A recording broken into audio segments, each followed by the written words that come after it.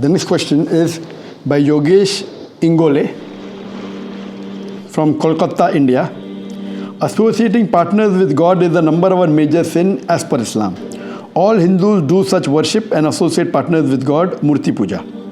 How will it be a major sin for them as they are not Muslim? So if Quran is for all mankind, then such non-Muslims who never knew that such a sin exists will not be held accountable for this sin.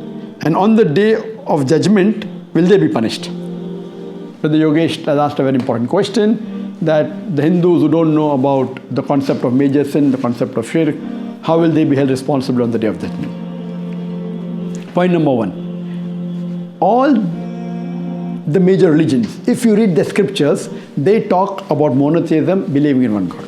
Whether it be Christianity, whether it be Judaism, including Islam, and including Hinduism. If you read the Hindu scripture, there are various verses talking about monotheism and talking about not to do shirk. If you read the Hindu scripture, Chandogya Upanishad, chapter number 6, section number 2, verse number 1, it says, Ekkam evidityam. God is only one, without a second. It's mentioned in the Shveta Upanishad, chapter number 6, verse number 9, that Nakasya kasij janitana chadipa. Of that God, he has got no parents. He has got no mother, he has got no father, he has got no superior. It's mentioned in the Shveta Upanishad, chapter number 4, number 19, Natyasya pratima asti. Of that God, there is no pratima. Pratima is a Sanskrit word which means an image. It also means a photograph, it means a portrait, it means an idol, it means a sculpture, it means a statue. So here, Shveta Upanishad, chapter number 4, number 19 is saying, Natyasya pratima asti. Of that God, there is no image, there is no photograph, there is no portrait, there is no idol, there is no sculpture, there is no statue. The similar message is given in the Yajurveda, chapter number 32, verse number 3, where it says, Natyasya pratima asti. Of that God, there is no image, there is no photograph, there is no portrait, there is no idol, there is no sculpture, there is no statue. Further, it's mentioned in Yajurveda, chapter number 40, verse number 9, Andhatma pavishanti ya asambhuti mupaste. They are entering darkness, those who worship the asambhuti. Asambhuti in Sanskrit means the natural things, like water, fire, air. And the verse continues, they are entering more in darkness, those who worship the sambhuti, those who worship the created things. Sambhuti means created things like table, chair, idols, etc. So it's clearly mentioned in the Hindu scriptures that there is only one God. And you should not worship the natural things, neither should you worship the created things. Without doubt. And the Brahma Sutra of Hinduism is Ekkam Braham Dvitya Naste. Nena naste kinchan. Bhagwan ek hi hai, dusra nahi hai. Nahi hai, zara bhi nahi. There is only one God, not a second one. Not at all, not at all, not in the least bit. So if you read the Hindu scriptures, even the Hindu scriptures believe in one God, and Hindu scripture is against idol worship. But unfortunately, the Pandits and the scholars of Hinduism, they hide this from the masses for their personal benefit. If you hear my lecture and read my book on similarity between Islam and Hinduism, or you can go to the website, zakirnaik.com, you will find all these references. And coming to a second part of the question, that they may not be aware.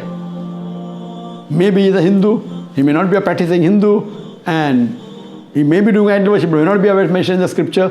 Allah says in the Quran, clearly, in Surah Fusilat, chapter number 41, verse number 53, Sanurihim ayatina fil afaqi wa fi anfusihim hatta yatabayyana Allahul haq. That soon we shall show them our signs in the furthest regions of the horizon, until it is clear to them that this is the truth. So Allah takes it upon himself that before a human being dies, he will give this message that there is only one God and he alone should be worshipped very clearly.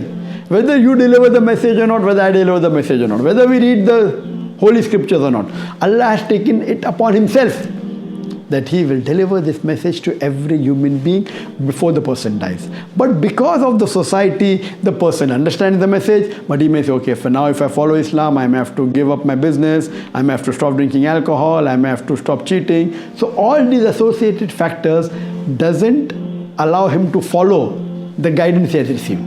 So who's to blame? He's to blame. And if a person is left alone without any interference, he will come to the straight path. And there was a research done on two tribes, the Kapaku tribe and the Australian Aborigines. And these two tribes did not come in contact with modern civilization till as late as 1950. And when they went and they did research, they found out that they believed everything, same concept of the creator of God like Islam, but they didn't call themselves Muslims. They believed there was one God, they believed that making images of God is wrong, they believe idol worship was wrong, and for worshipping they did the sajda, they did prostration. It was everything what is in Islam but by name, about the concept of God. That means if you let a person without any external influence of human beings, of teachers, of philosophers, they will believe in Tawheed. This is the Din al-Fitra. Therefore, beloved Prophet said, every child is born in Din al-Fitra. He is born as a Muslim. Later on, he gets convinced by the elders, by his parents, by his teacher. Then he may start doing idol worship, may start doing fire worship. So, if no external influence is there, he remains on Din al-Fitra. And whether he gets the message or not, Allah will give him the message directly. Then, of course, on the Day of Judgment, he will never object to Allah's justice. He will only say that, I don't mind giving the full wealth in the world to you to save me. Allah said it's too late. He will only say that, please give me one more chance. Allah said it's too late. So, that's the reason every human being should read the scripture. Read the scripture, he'll come to the straight path. Read the Quran. And they should worship only one God and should not associate partners with him.